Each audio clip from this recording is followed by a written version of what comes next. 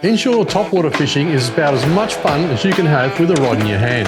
There's nothing quite like watching a lure work across the surface and then seeing a fish come up and absolutely belt it.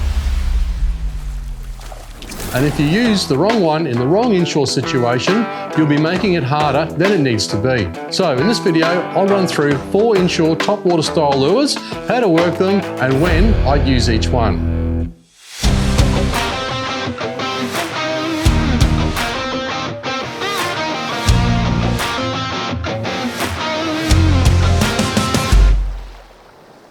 First up, I don't really choose the lure on the day for any particular species, simply because a lot of species will take a variety of these topwater lures. Up here I like to target barramundi, jacks, flathead, and even other species you wouldn't even think that would take a topwater lure, like bream and even whiting taking small stick baits off the surface. A lot of species will come to the surface to feed. So what I'm looking for is the kind of territory. Am I luring a shallow snag? Am I in a dirty backwater? Am I in a clear sandbar drop-off? And kind of visualizing what kind of species I'm most likely to run into. And I'm also looking for bait, areas of bait that hold in the shallows as well. And not just what type of bait it is, it's what that bait fish is doing. Are they like Popeye mullet and skipping across the surface? Are they mullet huddled in a tiny little area, pushed in there by the predators, and what they're doing when they are huddled?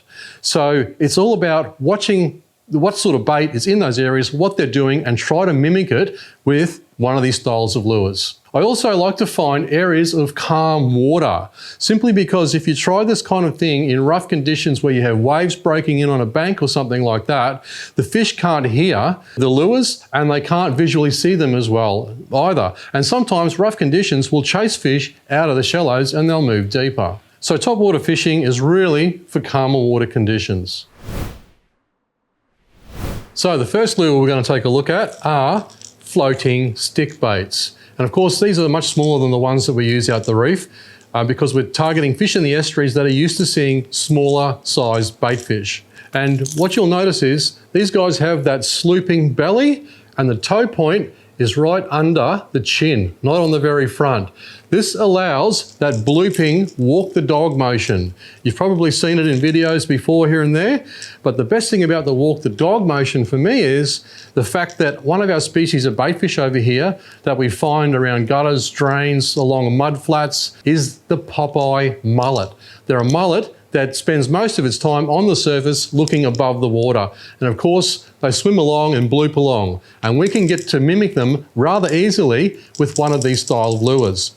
And of course, barramundi is one of the favourite fish that I like to target because they love those Popeye mullet. And they know where those Popeye mullet live and they'll generally hang nearby waiting for them. But remember, all sorts of species will take these style of lures using net action. So righto, let's head out and show you how to use them. So with the floating stick baits, this is the kind of action that I like to use. First off, little stabs, walk the dog action from side to side. So you're stabbing the rod tip down while slowly winding the handle, catching up with the slack.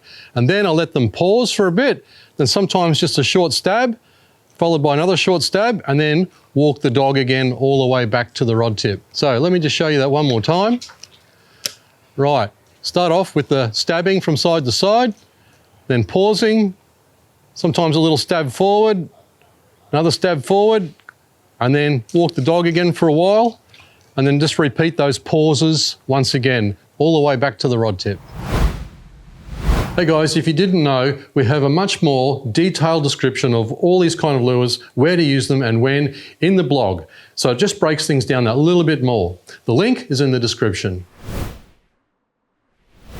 Next up, we're going to take a look at poppers. Of course, they're not the giant poppers we use offshore for big GTs and all those sort of fish. These are smaller poppers, once again, resembling the size of the bait fish that we catch inshore a lot.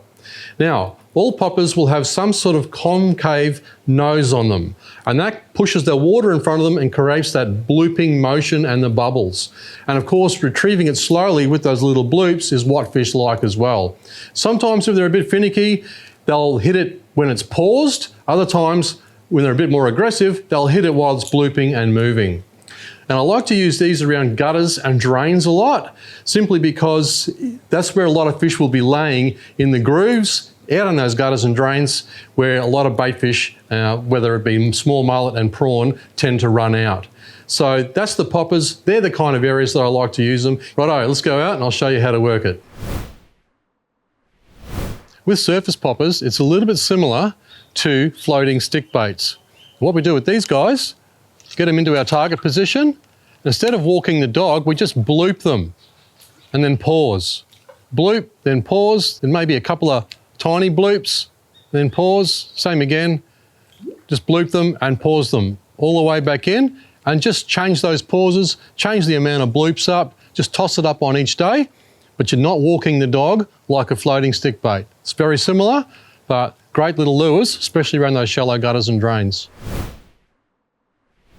The next style of lure I like to use is prawn imitations. And this one here has a little concave area under the front, which is similar to a popper. And we use that at times during the retrieve. We also like to use these in the same kind of areas that we use the small poppers, especially around gutters and drains in muddier water. And that's where prawns like to hang out.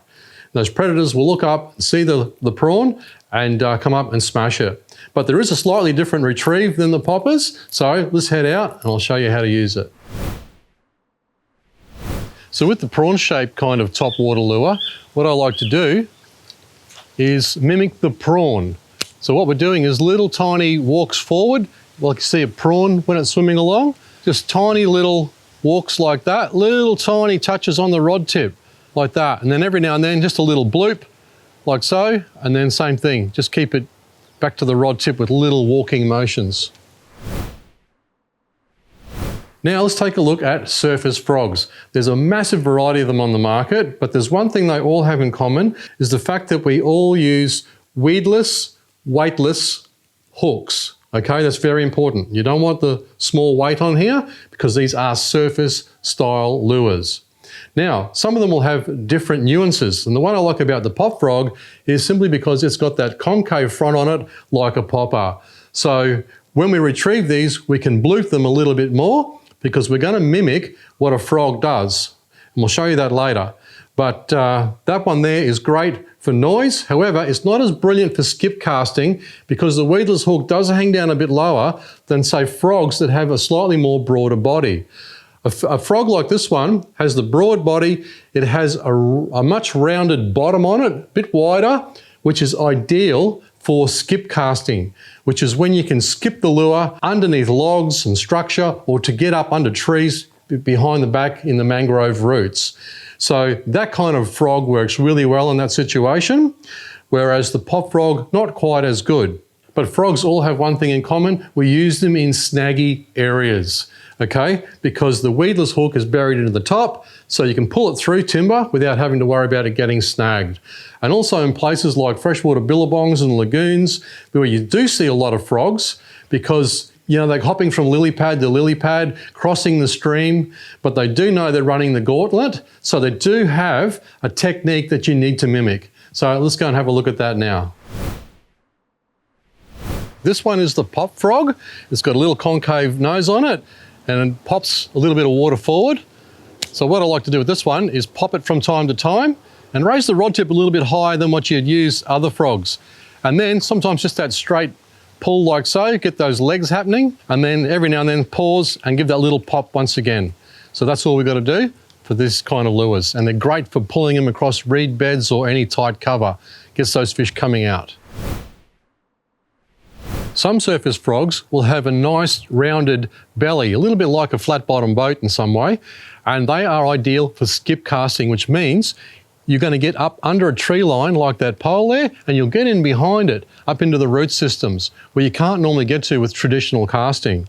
So what you want to be doing though, instead of just casting like that or, over your head or anything like that, you want low casts, okay?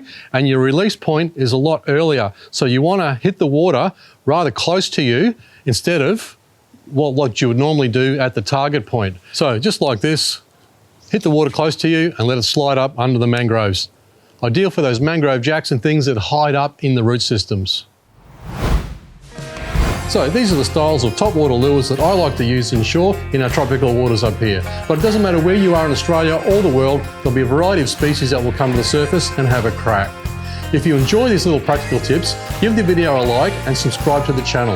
It really does help us keep putting all this stuff together. And if you want more of my go-to tackle setups, check out my free gear and tackle cheat sheets that cover all rods, reels, lures, lines and electronics that I like to use for inshore and offshore. Get in the great outdoors, use your correct topwater lures wisely, and we'll see you next time.